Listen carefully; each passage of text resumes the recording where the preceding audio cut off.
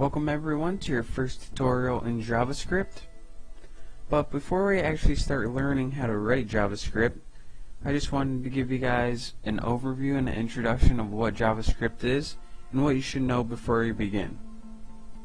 Now, before you begin writing JavaScript, you should know a basic overview of HTML or XHTML. So up everyone, welcome to your second JavaScript tutorial. In this tutorial we're actually going to be writing our first JavaScript. So go ahead and get your notepad editors open, and I'm using Notepad+. And if you want to know how to get Notepad+, then go to my XHTML tutorial and I'll walk you through how to get that. And usually when you write JavaScript in a website, that it usually goes in the head section or the body section of a website. But just because we're learning how to write basic scripts, I'm just going to be writing it with nothing else.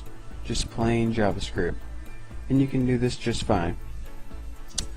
So let's go ahead and start writing our first JavaScript.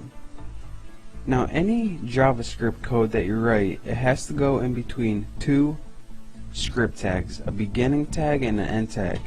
Here's what those look like. The beginning tag looks like this. It says script, and then you need an attribute called type, and you need to set it equal to text/JavaScript. And this just makes it compliant with W3 standards. This attribute isn't really necessary in some browsers, but it will be later on, so it's just good practice to have. So here's the beginning script right here. It tells your browser that we're starting to write JavaScript, and of course the end script is just a basic. What's up guys, welcome to your third JavaScript tutorial. In this tutorial I'm going to be going over variables. Now what a variable in JavaScript is just a placeholder for something else. For instance, a variable could hold a long string of text, or it can hold a bunch of numbers, or it can hold an equation for something else, which we'll be going over soon. So the most basic variable we have is just a simple text variable. And to do the syntax for variable, we always start with the word var. This tells JavaScript, alright JavaScript, we're going to be working with a variable next. So whatever we type next is going to be our variable.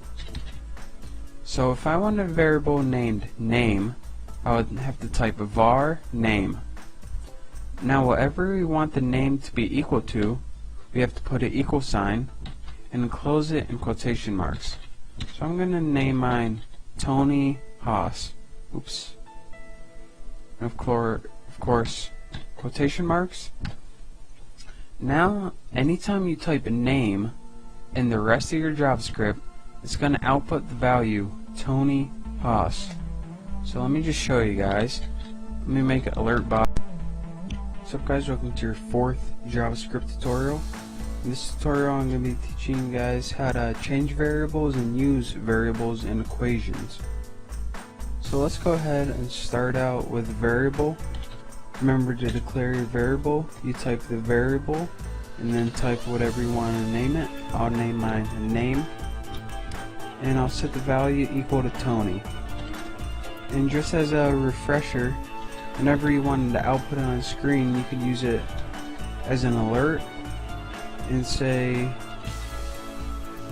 if we saved it just like that and looked at it, it would output Tony right on the screen. But what if you're typing along and you decided that you want to have a new value for the variable name? Well, since you already declared it, you don't need to type this var again, since you already did it. You just have to type name and you set it equal to whatever else you want. I'll set mine equal to Bob. Now, since JavaScript is reading top to bottom, it says alright, we got a variable name, and it's equal to Tony. So now I'm going to spit that out. And then it said, down here it says alright, now this guy wants us to change the variable name to Bob. So from here on out, the variable name is going to have the value of Bob. So guys, welcome to your 5th JavaScript tutorial. In this tutorial, I'm going to be teaching you guys how to get information from the user. And one of the most popular ways to do this is by use of the prompt command. And how you do this is with this syntax. Anytime you want to use the prompt command, you type in the word prompt, and then inside your parentheses, you type in whatever you want to say in the prompt box. So I'm going to say, what is your name? And just to show you guys what a prompt box looks like, it's this right here, and it does exactly like it sounds. It prompts the user to enter some kind of data and submit it. And as you can see, whatever you type in your parameters shows up as the question or statement. So I'll just type in Greg, and then I'll press OK, and it doesn't do anything because we haven't told JavaScript to do anything else yet.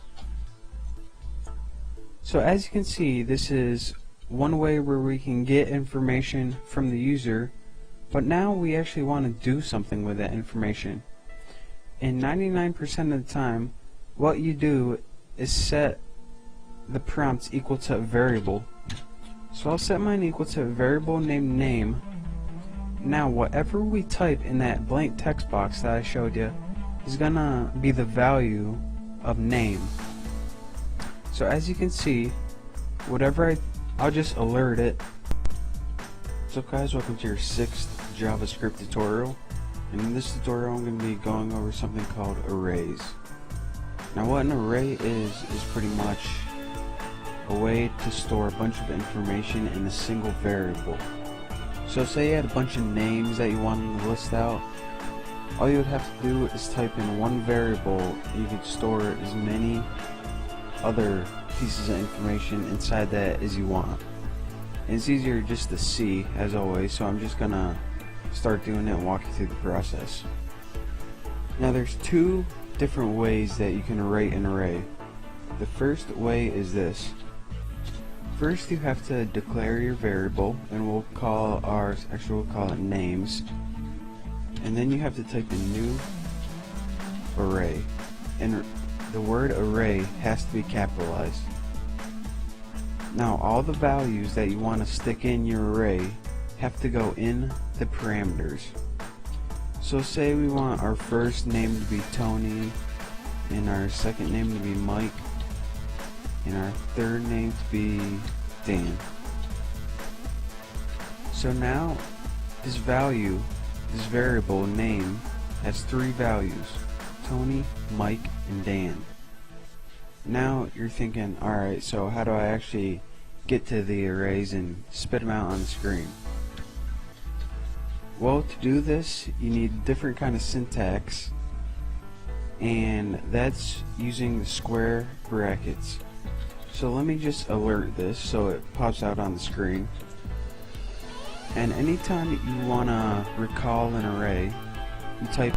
What's up guys, welcome to your 7th JavaScript tutorial. In this tutorial I'm going to be teaching you how to change the value of an array and add an element to the end of an array.